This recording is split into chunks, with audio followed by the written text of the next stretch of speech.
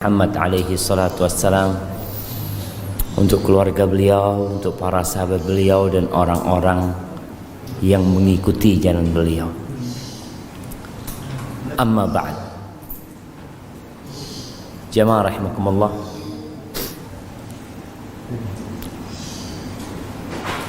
Di antara ikrar kita sebagai manusia yang tiap hari kita katakan adalah iyyaka na'bud wa iyyaka nasta'in. Hanya kepadamu kami beribadah dan hanya kepadamu kami meminta pertolongan. Para ulama menjelaskan bahwa ibadah seorang hamba tidak akan pernah bisa mencapai puncaknya kecuali tatkala dia meminta pertolongan kepada Allah Azza wa Jalla. Tidak ada yang mudah dalam kehidupan ini kecuali yang Allah menjadikannya mudah. Dan sesuatu yang sulit kalau Allah berkehendak bisa jadi mudah. Dan Allah menyuruh kita berdoa. Pertanyaannya, Masya Allah, suara apa itu jemaah? Taib, yang jadi pertanyaan, kita ini berdoa enggak?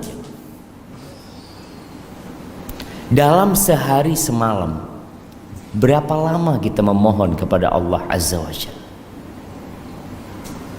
Banyak orang-orang yang berusaha, bekerja, berupaya, tapi doanya dikit. Karena dalam benak dia berpikir, ya usaha harus lebih keras daripada doa. Padahal enggak. Kita disuruh berusaha, tapi kita disuruh berdoa. Sama-sama. Kalau dalam sehari kita berusaha 8 jam, kerja 8 jam, maka seharusnya 8 jam itu pula kita berdoa. Antum bisa melihat ada orang-orang yang kerjanya puluhan tahun hidupnya nggak berubah. Kalau dalam pikiran kita mungkin seharusnya orang ini udah jadi orang kaya gitu. Dia kerja dari muda, dari umur 17 sampai umur 50 tahun, tapi kok nggak berubah hidupnya. Dan ada orang yang kerjanya sedikit, hidupnya berubah. Apakah perubahan dalam hidupnya karena usaha dia atau karena campur tangan penguasa Allah Azza wa Jalla? Allah Jalla. Antum bisa melihat bagaimana Rasulullah sallallahu alaihi wasallam berjuang ketika perang Badar. Berapa lawan berapa jemaah? Kita tahu 300 lawan 1000. Kira-kira seperti itu. Kalau dalam akal kita nggak mungkin menang. Dan Rasul sallallahu alaihi wasallam ketika itu berdoa memohon kepada Allah Azza wa Jalla, yang membuat Abu Bakar itu kebingungan. Melihat bersungguh-sungguhnya doa Nabi alaihi salatu wasallam malam tanggal 17 Ramadan. Para sahabat tidur. Rasul SAW nggak tidur. Sampai pagi beliau berdoa. Sholat doa. Ketika beliau ngangkat tangan, sampai selendang di pundak Nabi SAW itu jatuh. Diangkat lagi sama Abu Bakar. Ditaruh di pundak Nabi SAW. Jatuh lagi. Sampai Abu Bakar mengatakan, kafaka munasyatata rabbak, Allah akan kabulkan apa yang engkau minta. Rasulullah SAW, janji Allah pasti ditepati. Tapi dalam doa itu Rasul SAW mengatakan, Allahumma anjiz wa'daka alladhi wa'adtani. Ya Allah, penuhi janjimu kepadaku ya Allah. Tepati janjimu kepadaku ya Allah. Allahumma in tuhlak hadhil usabah la tu'bad fil ardi ba'dalum. Ya Allah, kalau ini sahabat-sahabatku terbunuh hari ini, engkau enggak akan lagi disembah di muka bumi ini ya Allah. Sampai seperti itu doa Nabi sallallahu alaihi wasallam. Beliau yakin Allah akan kabulkan doanya, tapi kita disuruh yakin bersungguh-sungguh berdoa. Allah mengatakan ud'uni astajib lakum. Kata Allah, kalian berdoa, minta sama aku, pasti aku kabulkan. Maka Allah ingatkan, kejadian perang Badar itu Allah ingatkan kita. Allah mengatakan istaghithuna rabbakum fastajaba lakum anni mumiddukum bi alfin minal malaikah. Ketika kalian istighatsah, minta tolong sama Allah Azza wa Jalla ketika perang Badar itu, lalu Allah tolong kalian, Allah turunkan 1000 malaikat. Subhanallah. Tapi kadangkala kita memang kurang berdoa. Kita itu lebih percaya kepada usaha kita. Kita itu lebih bergantung sama fulus kita daripada sama Allah Azza wa Jalla. Makanya kalau antum lihat 13 tahun Nabi Muhammad sallallahu alaihi wasallam di kota Mekah itu ngapain sih? Khamr masih halal diminum. Jadi sahabat itu masih minum di Mekah. Jilbab masih belum diwajibkan. Puasa belum turun. Kewajiban sholat itu baru diwajibkan tahun ke-10 kenabian. Masuk tahun ke-11 kenabian. Yang digarap itu akidah yang benar kepada Allah Azza wa Jalla. Keyakinan yang seharusnya hamba ini, gimana sih kita menghadapi kehidupan ini? Kita bisa lihat bagaimana para sahabat Nabi disiksa tapi tahan disiksa. Kira-kira kita ini kayak sekarang ini perlu disiksa enggak jemaah untuk keluar dari agama kita?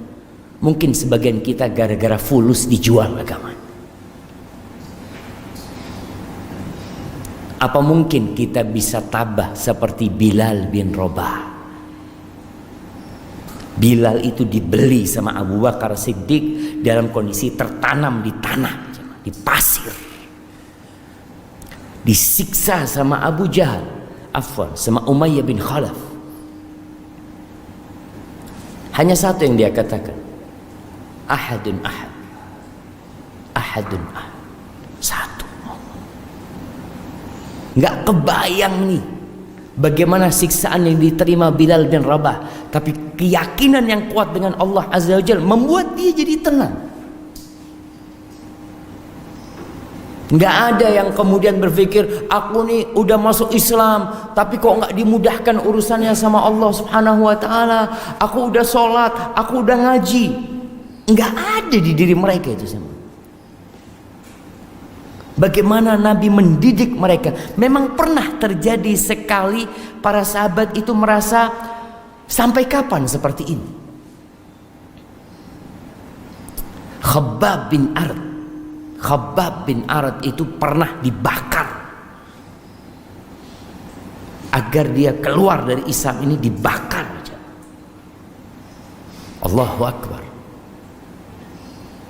Suatu hari Umar bin Khattab radhiyallahu anhu mengatakan, ya Khabbab, engkau mau nggak kisahkan kepada kita gimana siksaan yang engkau terima dulu? Umar bin Khattab sudah tahu, tapi dia ingin menceritakan bagaimana perjuangan para sahabat mempertahankan agama kepada orang-orang yang baru masuk Islam,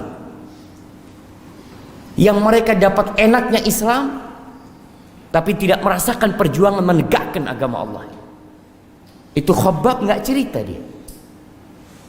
Dia langsung buka bajunya.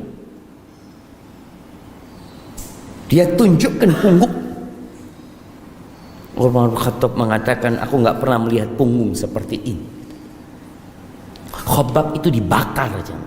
Antum nggak lihat ada orang disiksa dengan dibakar di bara api, sampai akhirnya bara api itu mati gara-gara air yang keluar dari dagingnya Khabbab bin Arad. Kenapa mereka digitukan? Mereka hanya mengatakan la ilaha illallah. Mereka nggak mencuri. Mereka mempertahankan la ilaha illallah. Inilah keyakinan yang kadang-kala kita ini yang Islam dari lahir nggak punya kayak gitu, jamaah. Makanya kalau bicara doa, subhanallah, itu para sahabat yang disiksa-siksa, Khabbab bin Arad, Ammar bin Yasir, sempat datang kepada Nabi SAW. Dia datang jumpai Nabi SAW karena tahu tidak ada jalan kecuali memohon pertolongan Allah Azza wa Jalla. Mereka datang mengatakan, ya Rasulullah, ala tad'ullaha lana, ala tastansir lana. Wahai Rasulullah, apa engkau tidak berdoa memohon kepada Allah buat kami? Apakah engkau tidak meminta pertolongan kepada Allah buat kita, ya Rasulullah? Mereka sudah merasa gak kuat, jamaah. Apa kata Nabi SAW? Itu di bawah naungan Ka'bah Nabi cerita. Ala laqad kana fi man kana qablakum. Kalian tahu orang-orang sebelum kalian, yunsharu bimin syarin min hadid. Mereka itu ditanam di tanah, kemudian ditaruh gergaji di kepalanya. Digergaji itu, jamaah. Rambutnya terputus, masuk ke tulang kulitnya, ke kulitnya, terus ke tulangnya sampai terbelah jadi dua. Wa ma yaruddu dzalika an dini. Dan itu tidak membuat dia berpaling dari agamanya. Wa yumshatu bi amshatin min hadid. Ada yang disisir dengan sisir dari besi, sehingga daging itu berpisah dari tulangnya. Wa ma yaruddu dzalika an dini. Kata Nabi SAW, dan itu tidak membuat dia berpaling dari agamanya. Allah akan menyempurnakan agama ini. Hatta yasira rakib min Son'a ila Hadramut. Sampai nanti ada seorang yang berjalan dari Son'a ke Hadramut, melakukan perjalanan. La yakhafu illallah wa dhi'ba ala ghanami. Mereka tidak takut kecuali kepada Allah, dan mungkin kepada serigala yang akan menyerang kambing-kambing dia. Walakinnakum qaumun tasta'jilun. Tapi kalian adalah kaum yang tergesa-gesa. Subhanallah, jemaah. Ini nih akidah yang kuat yang ditanamkan di hati para sahabat, yang membuat para sahabat tatkala mereka harus hijrah meninggalkan Mekah, ditinggal Mekah, tanah kelahiran mereka, jemaah. Bayangkan Abdurrahman bin Auf, orang yang sukses kaya raya, dia harus meninggalkan Mekah, meninggalkan tanah yang dia beli, meninggalkan rumah yang dia miliki, keluarga yang dia cintai, ditinggal semuanya. Demi apa? La ilaha illallah. Sampai ke kota Madinah. Punya apa Abdurrahman bin Auf? Punya apa? Dia punya Allah Azza wa Jalla. Itu yang penting buat dia. Aku berpisah dengan semuanya, yang penting Allah bersama. Subhanallah. Sampai Madinah, kerja Abdurrahman bin Auf. Syu'ul dia. Dia itu mau dikasih fulus. Ya. Ini jiwa seorang muslim.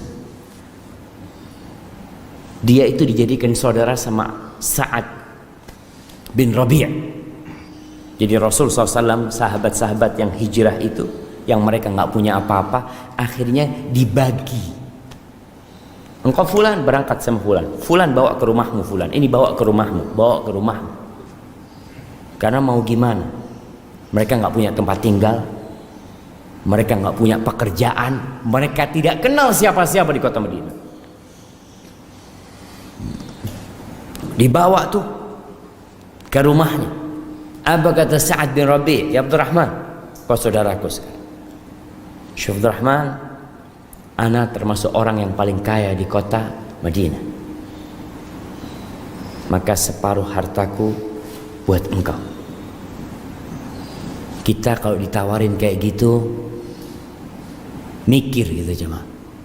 Ya Allah, jazakallah khair. Ya Allah, ente khair, ente masya Allah. Ana punya 2 istri, kata Sa'ad bin Rabi. Ente lihat mana yang lebih ente sukai. Ana akan ceraikan, ente tunggu masa iddahnya, ente nikahi dia.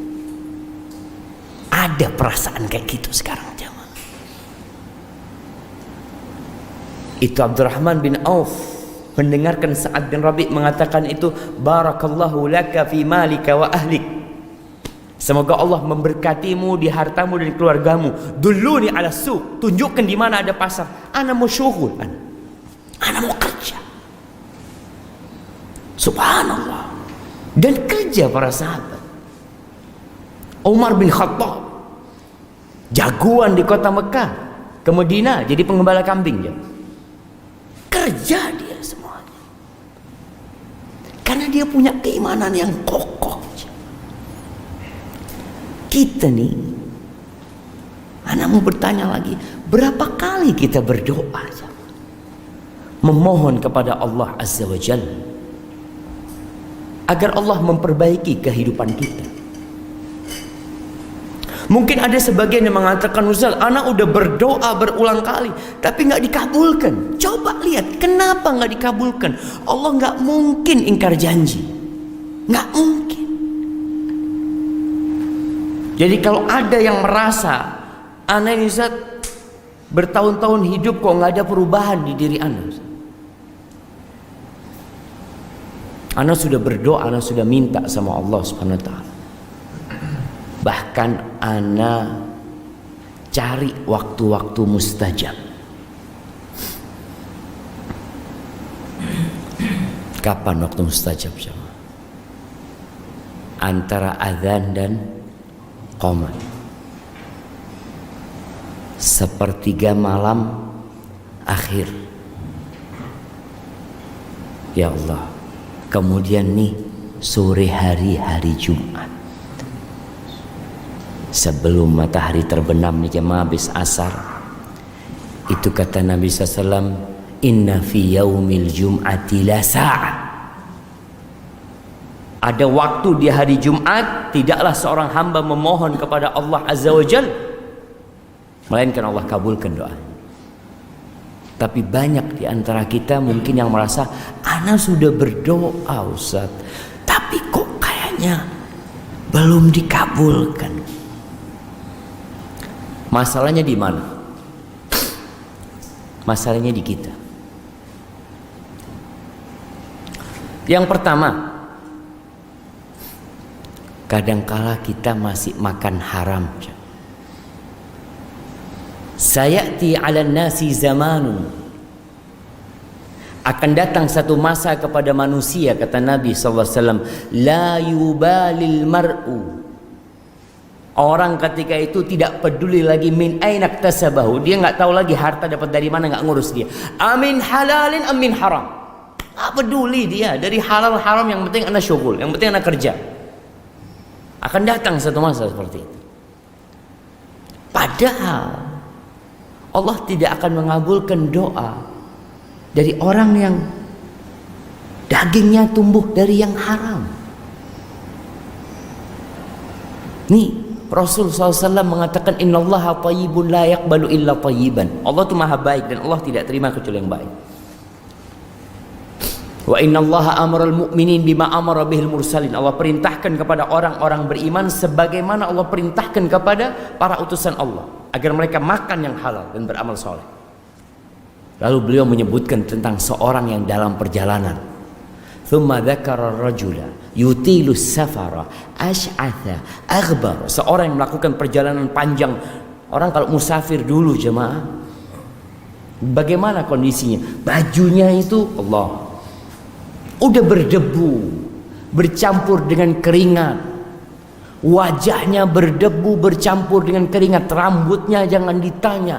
Dia mengangkat tangannya kepada Allah, berdoa mengatakan, Ya Rabb, Ya Rabb. Dia panggil Allah dengan namanya Rabb, pencipta, pemilik, penguasa alam semesta ini. Dia memohon kepada Allah sesuatu. Apa kata Nabi SAW? Wa mat'amuhu haram, yaitu makan haram.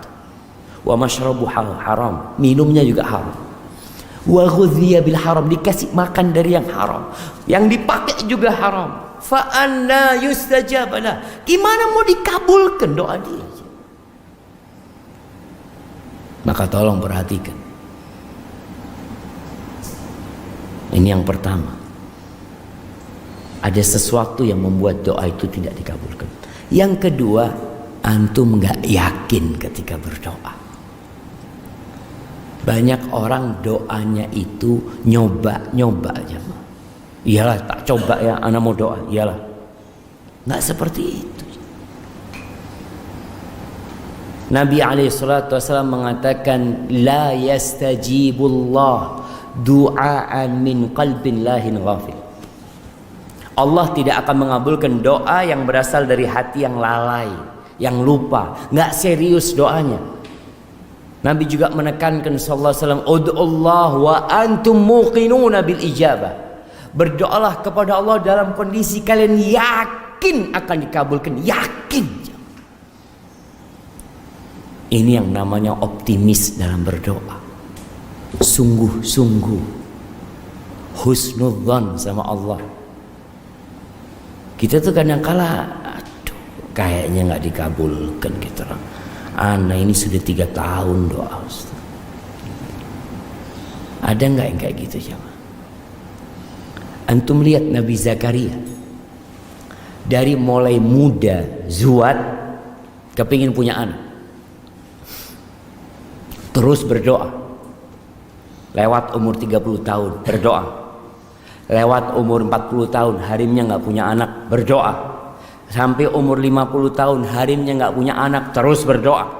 Umurnya 60 tahun berdoa. Umurnya 70 tahun berdoa. Umurnya 80 tahun, 90 tahun, dikatakan sampai 100 tahun beliau terus berdoa mengatakan, walam akun bidu'aika rabbi syaqiyya. Ya Allah, aku nggak pernah merasa sengsara dengan berdoa memohon kepadamu ya Allah.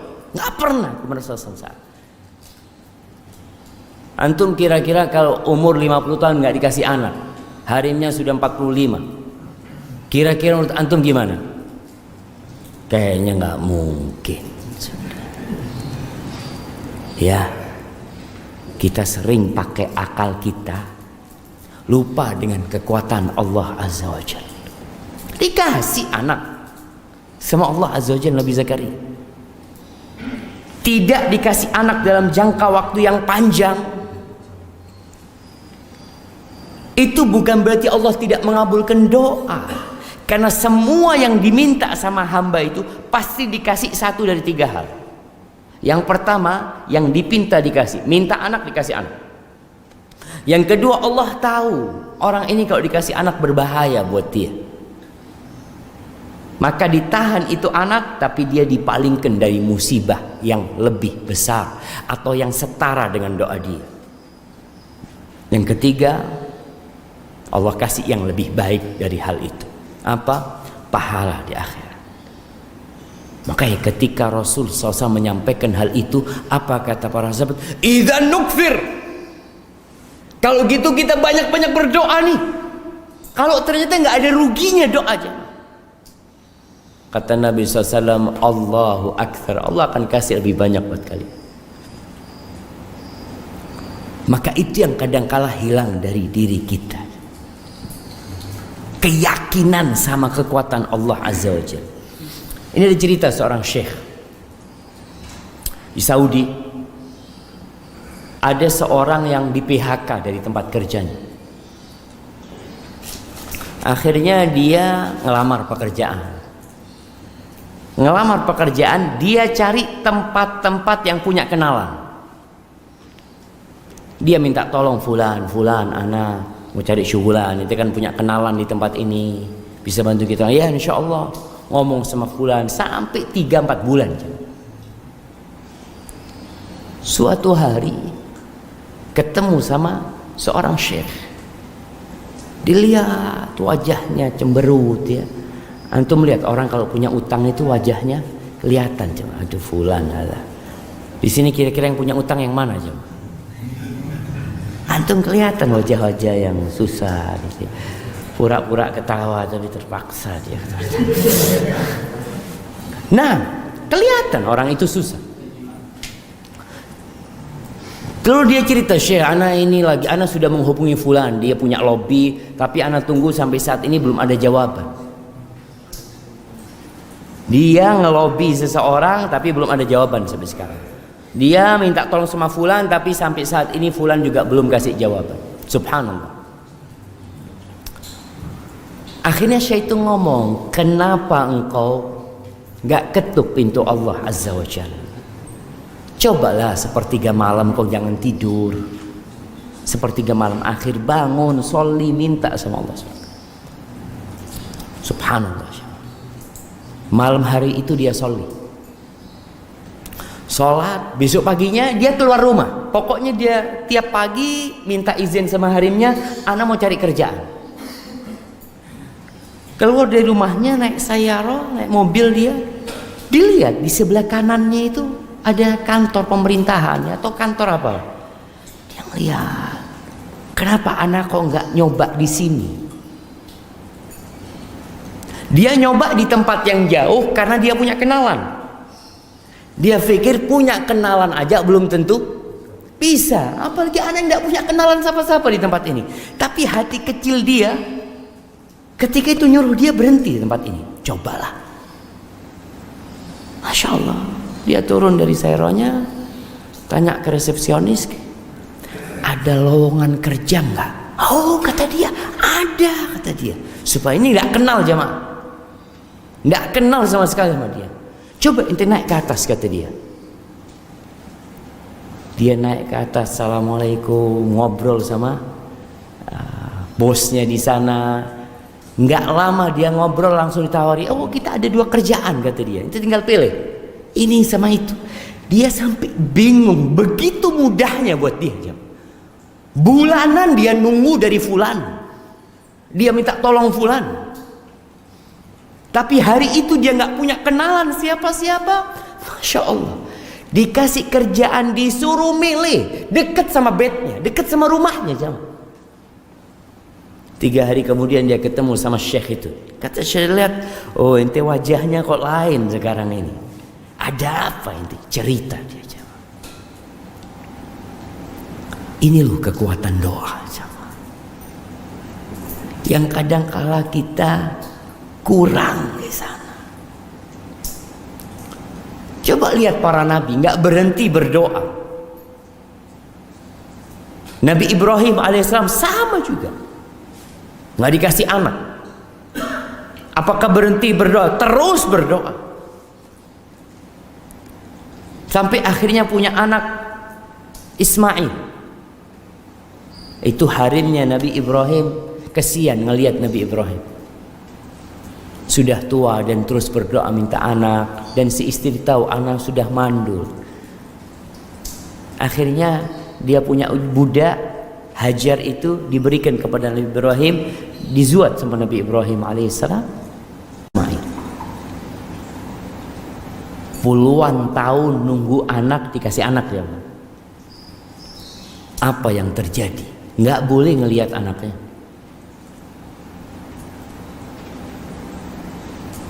Allah memerintahkan Nabi Ibrahim bawa anaknya Ismail bersama istrinya kemana? Ke Mekah.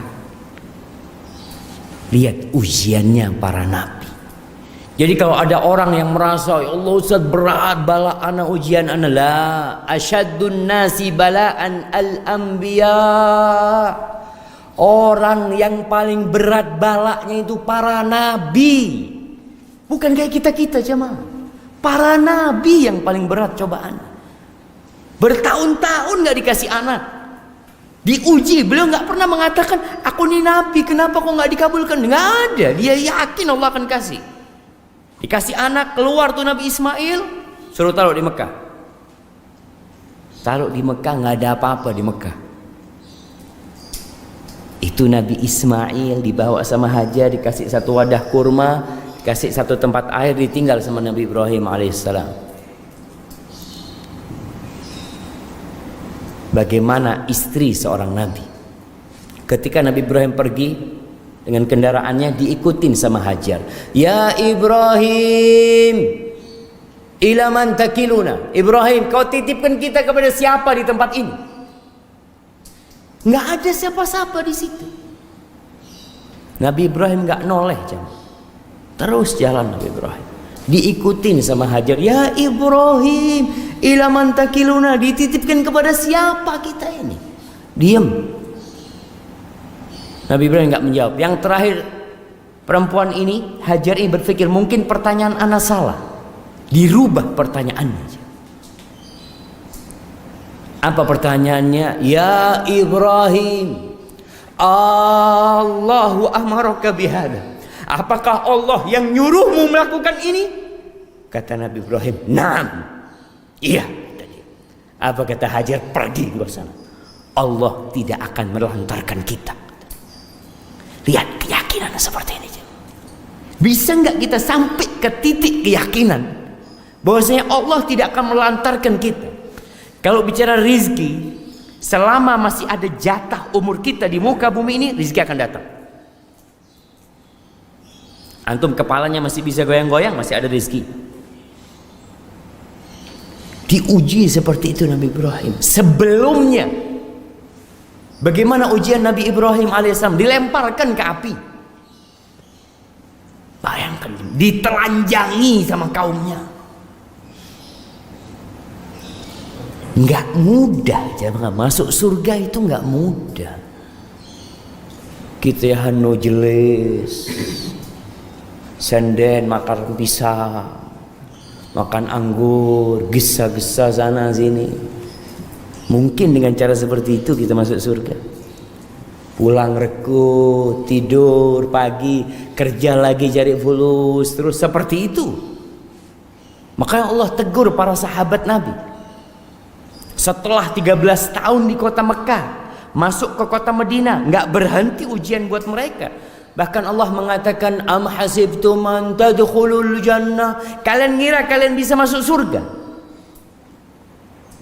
Kalian belum ditimpa seperti apa yang menimpa orang-orang sebelum kalian. Tuh Nabi Ibrahim dibawa, diarak sama kaumnya, ditelanjangin, dilemparkan ke api. Ketika dalam perjalanan dari alat pelontar menuju ke api, datang malaikat Jibril alaihissalam. Ya Ibrahim, alaka ilayya haja. Ibrahim, kamu punya perlu sama aku. Kata Nabi Ibrahim, amma ilaika fala. Kalau sama kamu aku nggak ada perlu. Amma ilallahi fana.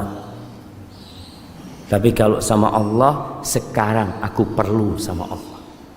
Nabi Ibrahim membaca hasbunallah wa ni'mal wakil. Cukup Allah, cukup Allah. Makanya ketika ada seorang yang berdoa mengatakan, nih bagaimana munajat seorang hamba ya, ketika dia berkata laitaka tahlu wal hayatu mariratun walaitaka tarda wal anamu ghidabu. Ya Allah, andai kata engkau itu manis dan kehidupan ini pahit, ya Allah, aku nggak peduli ya. Andai kata engkau ridha dan semua manusia yang ada di muka bumi ini benci sama aku, ya Allah, aku nggak peduli sama mereka. Laital ladzi baini wa bainaka amiru wa baini wa bainal alamin kharabu. Ya Allah, andai kata hubunganku dengan engkau itu baik, makmur, terjaga, dan hubunganku dengan manusia rusak, aku nggak peduli ya Allah.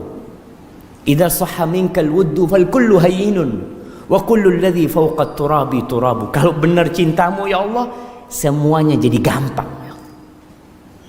Semua yang ada di muka bumi ini tanah dan akan kembali menjadi tanah. Apa sekarang yang antum lihat? Siapa yang antum lihat di muka bumi ini bakal jadi tanah kembali. Tuh Nabi Ibrahim dilemparkan ke sana mengatakan hasbunallah wa ni'mal wakil. Apa yang terjadi dengan api itu? Mungkin dalam bayangan manusia, kalau antum berpikir sebuah musibah, oh Allah kirimkan hujan sehingga api itu jadi mati, atau Allah turunkan salju sehingga api itu jadi mati, atau Allah kirimkan angin yang membuat api itu jadi padam. Subhanallah, semua itu tidak terjadi. Allah tu Rabbul Alamin, Tuhannya api. Allah mengatakan, wa qulna ya nar. Allah mengatakan, wahai api, kuni bardan wa salaman ala Ibrahim. Jadilah engkau dingin dan keselamatan buat Ibrahim. Siapa yang bisa melakukan itu? Rabbul Alamin. Maka jangan ngeremehkan doa. Sesuai dengan kadar keilmuan kita tentang Allah Azza wa Jal, seperti itu pula kualitas doa kita. Ada yang doa cuma cari fulus, ekonomi supaya diperbaiki. Bas, doanya hanya untuk dia, keluarganya, rumahnya. Tetangganya nggak pernah didoakan. Pernah antum doakan tetangga supaya dapat hidayah, jemaah? Yang tinggal di sini siapa? Masya Allah. Pernah doakan tonggo-tonggonya mudah-mudahan dikasih hidayah, ya Allah? Kira-kira pernah enggak? Wallahu a'lam. Sama siapa? Kita kadang-kadang punya sohib nggak benar. Pernah nggak engkau sebutkan nama dia dalam doa? Ya Allah, fulan ini, ya Allah nggak soleh, ya Allah. Kesian fulan ini, ya Allah. Bukakan pintu hidayah buat dia. Pernah kita minta kayak gitu, jemaah? Doa kita cuma rumah kita kadang-kadang. Kita, anak kita, orang tua kita, selesai. Pembantunya nggak didoakan. Ada yang doakan pembantunya. Subhanallah.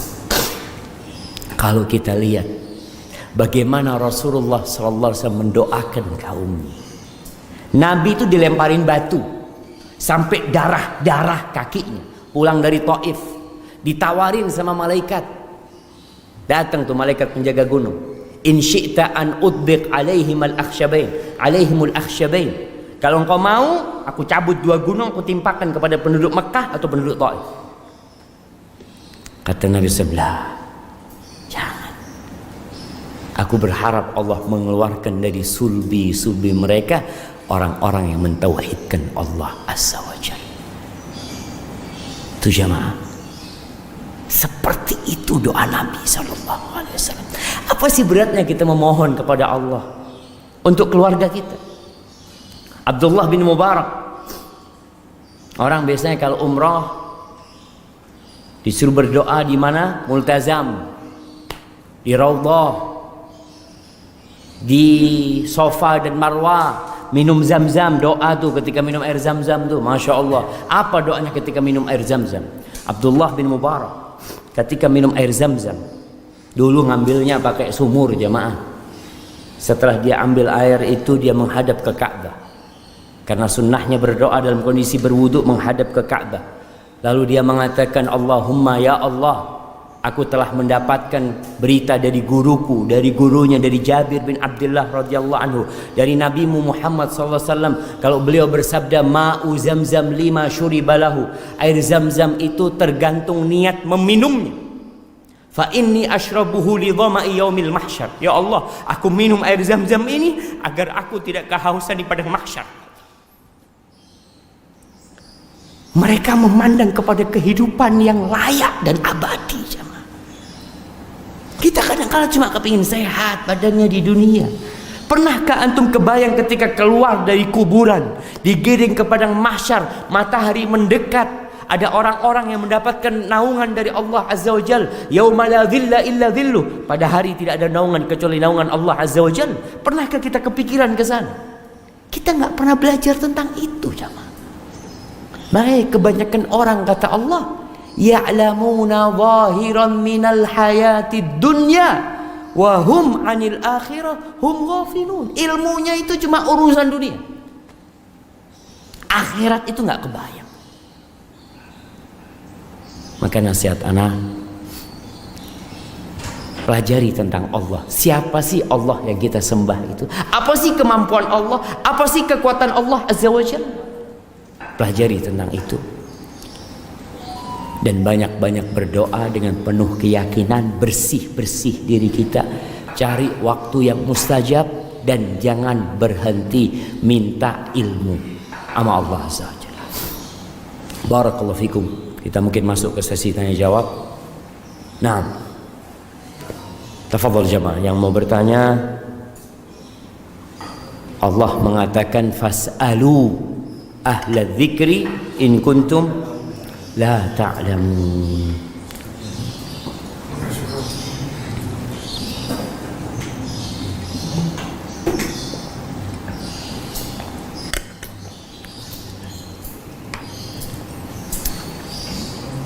Fadhlu jamaah.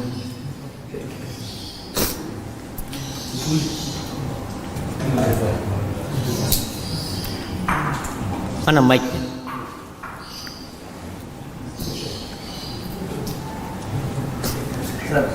Fadhal, hatul mic. Biar semuanya dengar.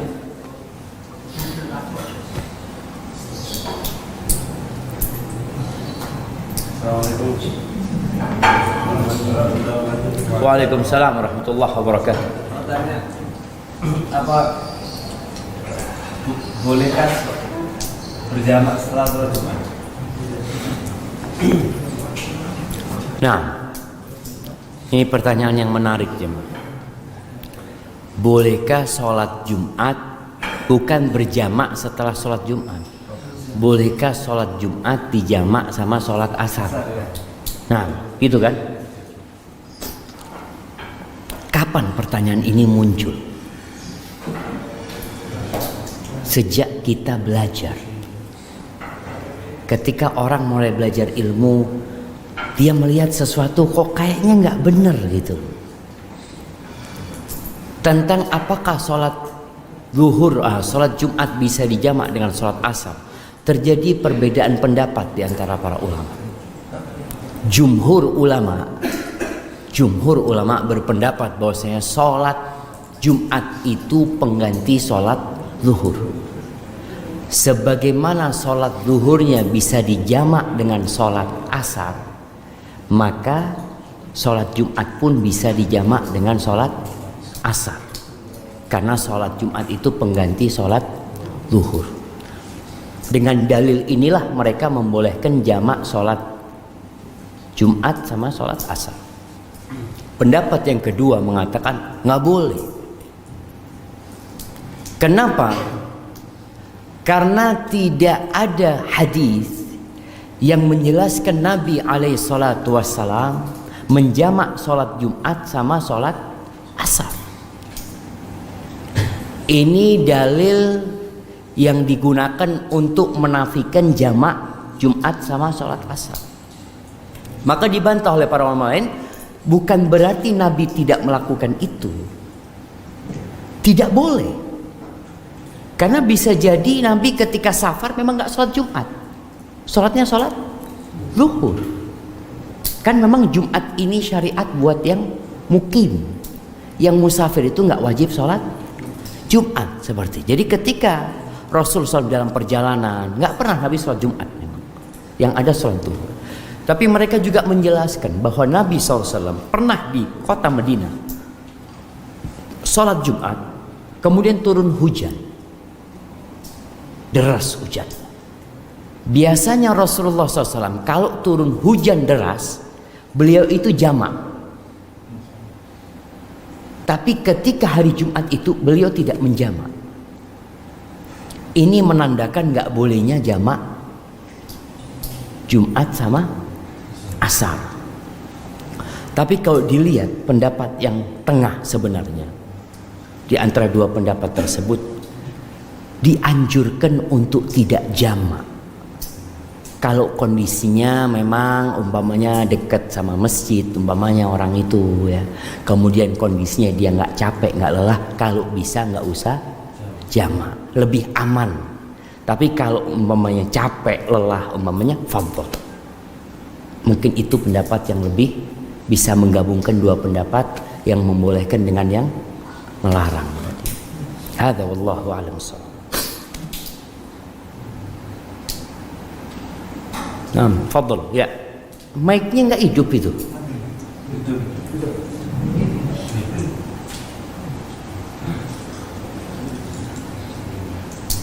Mati.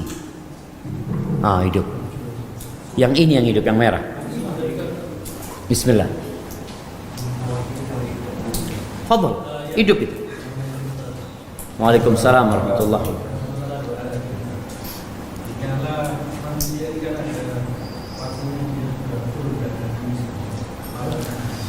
Gimana manusia?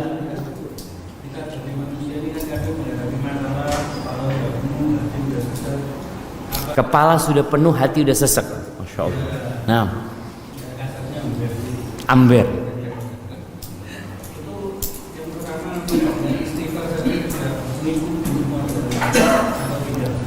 Gimana?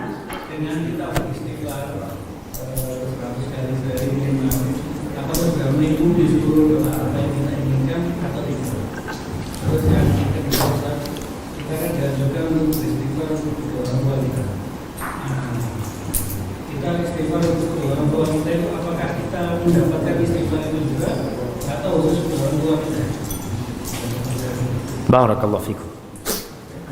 Baik jamaah, berkaitan dengan doa, apakah istighfar yang kita baca minimal 100 kali dalam sehari itu sudah mencukupi dari doa-doa kita? Artinya nggak perlu minta lagi kita, seperti itu. Cukup dengan istighfar itu. Rasul sallallahu alaihi wasallam itu sekali duduk istighfar 100 kali. Rabbighfirli wa tub alayya innaka antat tawwabul ghafur aw innaka antat tawwabur rahim. Sekali duduk beliau 100 kali baca itu. Tapi beliau nggak berhenti berdoa. Beliau terus meminta kepada Allah Azza wa Jalla. Istighfar ini salah satu cara supaya doa kita dikabulkan sama Allah Subhanahu wa taala. Bukan berarti kemudian kita nggak berdoa lagi. Nabi Nuh alaihissalam mengatakan kepada kaumnya, faqultu astaghfiru rabbakum innahu kana ghaffara yursilis samaa 'alaikum midrara wa yumdidkum bi amwali wa banin wa yaj'al lakum jannati wa yaj'al lakum anhara. Aku katakan kepada kaumku, kalian minta ampunlah kepada Allah, bertobatlah kepada Allah. Ingat, istighfar yang dimaksud bukan hanya ucapan astaghfirullah, tapi ucapan yang penuh permohonan kepada Allah agar diampuni dosa-dosanya, dan dia bertekad untuk tidak mengulangi dosanya. Apa yang Allah akan berikan? Allah akan kirimkan air hujan, Allah akan kasih anak, Allah akan kasih rizki. Itu fadilah istighfar. Tapi bukan berarti setelah kita istighfar kemudian kita nggak berdoa. Contohnya doa yang dibaca Nabi SAW pagi dan petang. Apa beliau baca? Allahumma inni as'alukal afwa wal afiyah fid dunya wal akhirah. Allahumma inni as'alukal afwa wal afiyah fi dini wa dunyaya wa ahli wa mali. Allahumma astur aurati wa amin rawati wahfadni min bayni yadayya wa min khalfi wa an yamini wa an shimali wa min fawqi wa a'udzu bi 'azamatika an ughtala min tahti. Pagi sore beliau baca itu doa. Beliau pesan kepada Mu'adz bin Jabal agar jangan meninggalkan si penghujung setiap salat untuk berdoa, Allahumma a'inni ala dzikrika wa syukrika wa husni ibadatik. Sebelum salam Nabi SAW terus berdoa mengatakan, Allahumma inni a'udzubika min adzabil qabr wa min adzabi jahannam wa min fitnatil mahya wal mamat wa min syarri fitnatil masih dajjal. Nggak berhenti berdoa. Artinya istighfar kita panjatkan, doa terus. Dan Allah itu cinta jemaah. Jangan sampai ada pikiran kita, anak ini malu Ustaz. Doa terus, minta terus sama Allah, subhanallah. Kata Nabi SAW, a'jazun nas man ajiza 'anid du'a. Orang yang paling lemah adalah orang yang nggak bisa berdoa. Dan kata Nabi SAW, man lam yas'alillah yaghdab alaih. Barang siapa yang tidak berdoa memohon kepada Allah, Allah murka sama itu orang. Maka doa itu nggak cukup dengan istighfar. Istighfar itu kita lakukan, tapi permohonan minta apa saja. Sampai orang itu, dalam riwayat Aisyah radhiyallahu taala anha mengatakan, agar semua orang itu kalau bisa minta tolong sama Allah sampai urusan sandalnya. Kadangkala kita tahu sandal kita, sandal jepit itu jemaah, putus depannya jemaah. Bukan putus, kadang-kala terlepas. Kita tuh kadang-kala masuk kendak masuk ya. Kata Aisyah mengatakan kalau Allah tidak memudahkan nggak akan jadi mudah. Jangan pernah bersandar sama dirinya sendiri. Makanya kalau mau mulai sesuatu baca bismillah, itu juga minta tolong. Bismillah asta'in. Dengan nama Allah aku minta tolong ya Allah. Seperti itu. Pertanyaan yang kedua. Iya, apakah anak dapat ya? Semua amal soleh yang dikerjakan itu ada pahalanya. Ketika kita mendoakan orang lain, Allah akan kirim malaikat yang mengaminkan doa kita, mengatakan walaka bimithil, engkau juga akan dapat yang sama dengan yang kau pintakan buat orang lain. Jadi tatkala kita mendoakan orang lain, apalagi orang tua kita, malaikat akan mengaminkan doa tersebut dan mengatakan engkau juga akan mendapatkan seperti itu. Yang pertama. Yang kedua, ada istighfar buat orang tua yang dimulai dengan istighfar buat kita. Seperti yang biasa kita baca, Rabbil firli wali walidayya. Ya Allah, ampuni buat aku dan buat kedua orang tuaku. Jelas di sini. Yakni kita minta ampun buat diri kita terlebih dahulu, baru minta ampun buat kedua orang tua kita. Hadza wallahu a'lam bissawab. Nah, fadhalu jamaah. Yang sebelah sini belum ada yang tanya kayaknya. Fadhal yang belakang. Mic-nya mana jamaah? Ini mic-nya ya Hanu jamaah, tapi tidak bunyi.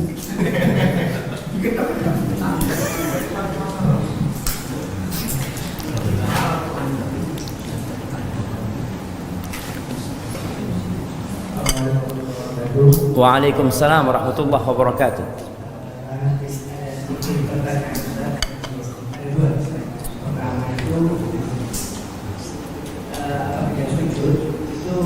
Banyak-banyak berdoa. Fa idza sajadtum fa aktsiru fihi minad du'a. Kalau kalian sedang sujud, banyak-banyaklah berdoa. Kenapa? Faqaminun ayyustajabalah. Harapannya besar dikabulkan sama Allah SWT. Baik. Kapan berdoanya ketika sujud? Sujud pertama, kedua, ketiga, apa sujud terakhir? Setiap sujud. Bukan khusus sujud terakhir. Jadi ini doa ketika sujud. Apakah boleh berdoa meminta selain yang diajarkan Nabi Muhammad SAW? Jadi doa itu kan ada yang diajarkan Nabi SAW. Boleh nggak kita meminta sesuatu? Umpamanya lagi sujud mengatakan Allahumma inni as'aluka Nmax ya Allah. Itu. Boleh nggak jemaah? Bahasa Arab nih, Allahumma inni as'aluka Nmax, mau seperti itu. Baik, berkaitan dengan hal ini, ada yang mengatakan selama doanya pakai bahasa Arab boleh. Ada yang mengatakan pula pendapat, dan ana lebih condong kepada pendapat walaupun pakai bahasa Indonesia selain bahasa Arab, kalau memang dia tidak mampu berdoa dengan bahasa Arab, maka boleh. Momenya dia berdoa minta kesembuhan, ya Allah, ana punya ummi sakit ya Allah, tolong disembuhkan ya Allah. Boleh nggak nih pakai bahasa Indonesia dia berdoa seperti itu? Sebagian mengharamkan, sebagian membolehkan. Yang menghalalkan mengatakan itu doa bukan mengganti bacaan ritual sholat, bukan. Kita bukan mengganti subhana rabbiyal a'la ke dalam bahasa Indonesia, nggak boleh kalau kita ganti. Tapi kita sedang memohon kepada Allah selain yang dalam bacaan sholat, maka diperbolehkan. Maka bagi yang tidak mampu silahkan.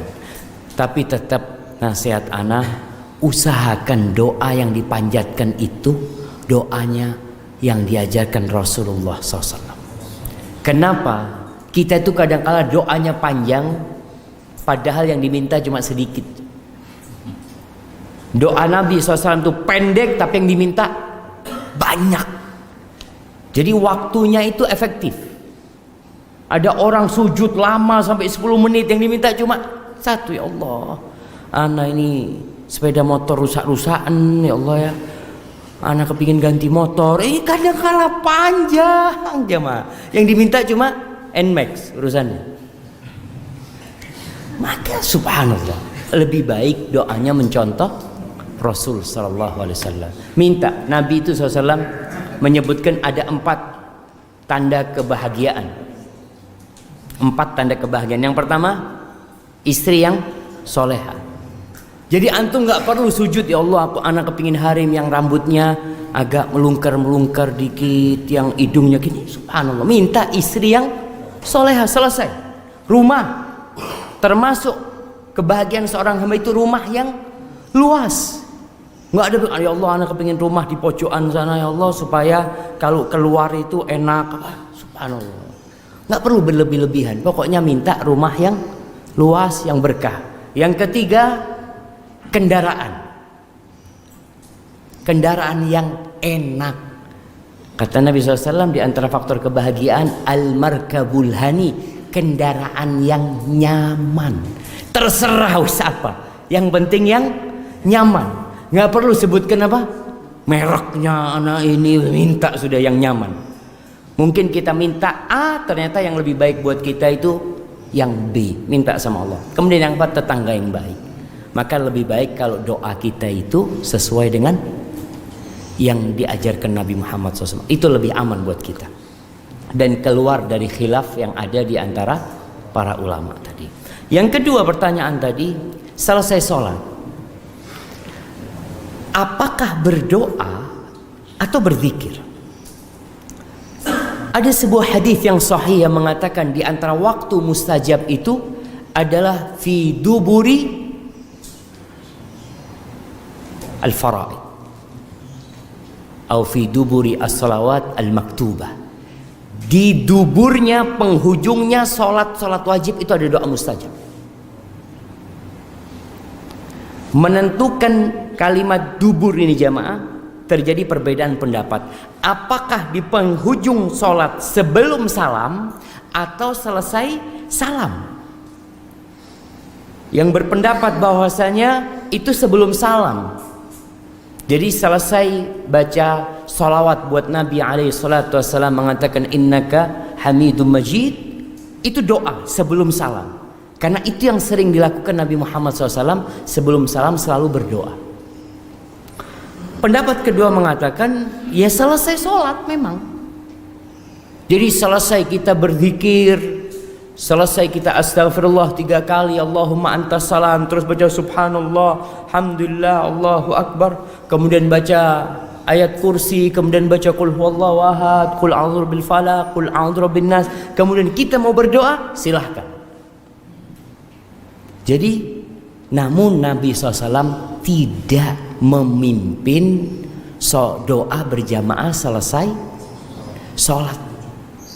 Artinya Rasul SAW di Masjid Nabawi yang bertahun-tahun beliau sholat di sana, tidak disebutkan dalam hadis sahih pun yang menyebutkan Nabi SAW memimpin mereka doa pada waktu itu. Tapi kalau doa, fadhal.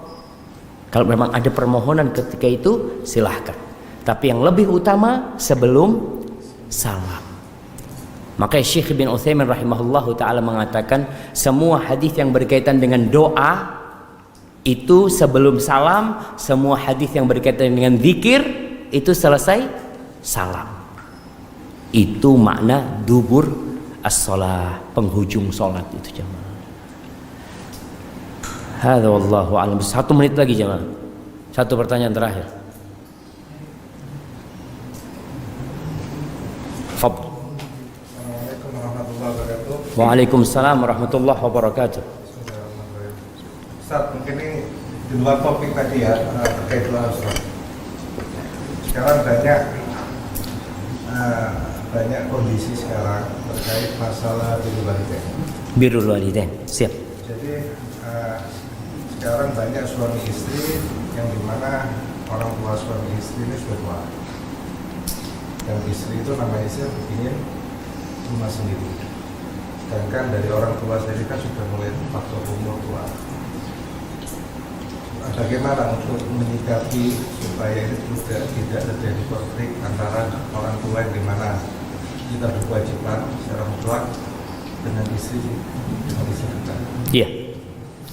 Subhanallah, memang kadangkala menggabungkan antara birrul walidain sama berbuat baik sama istri berat jemaah. Tapi harus dilakukan. Kenapa? Karena suami ini diangkat jadi pemimpin. Dia harus bisa menyelesaikan masalah tersebut. Gimana caranya? Ya dipikirkan sekarang. Salah satu caranya umpamanya bertetanggaan sama orang tua, tapi tidak kumpul sama orang tua. Rumahnya kumpul, tapi dapurnya sendiri. Jadi terus terang perempuan itu punya hak tempat tinggal sesuai dengan kemampuan suami. Jadi kadangkala perempuan itu kepingin ya bebas, nggak harus pakai kerudung terus. Kadangkala kalau kumpul sama orang tua ada ipar ya selalu dia harus pakai jilbab terus ya, tertekan hidup dia. Jadi itu menjadi hak dia. Kalau seorang suami memang punya kemampuan ya sudah, umpamanya rumahnya bertetanggaan, tapi tiap hari anak ini kumpul sebenarnya sama orang tua gitu. Tetap bisa melakukan birrul walidain tanpa mendolimin istrinya. Tapi kalau kondisi ekonomi, iya, kalau kondisinya memang nggak mungkin, maka di sini sang suami harus bisa ngambil hatinya istri. Bagaimana dia menyampaikan kepada istrinya bahwasanya anak bukan nggak mau, tapi kondisinya seperti ini, mohon keridoannya lah. Ada perempuan-perempuan kadang-kala yang dia juga mau berbakti sama orang tuanya. Ada perempuan di jamaah kejadian nih, perempuan punya orang tua hidup sendiri, sedangkan suami juga harus berbakti sama orang tuanya. Dia berada di antara dua pilihan. Kalau dia tinggal sama suaminya, maka orang tuanya terlantar. Dia tinggal sama ibunya, maka orang tua suami terlantar. Maka perempuan di sini, kalau perempuan yang berakal, yang hikmah, dia akan nyuruh hak rejalnya zuat lagi. Bang, carikan harim yang bisa ngerawat orang tua. Anak mau ngerawat ibu, tapi jangan diceraikan anak. Karena kadang-kala orang itu beban, memang harus seperti itu. Ada umiknya nggak punya siapa-siapa gitu loh. Maka ini kembali kepada kebijakan suami dan banyak-banyak berdoa. Mohon sama Allah SWT. Apa jemaah? Hah? Cocok? Masya Allah.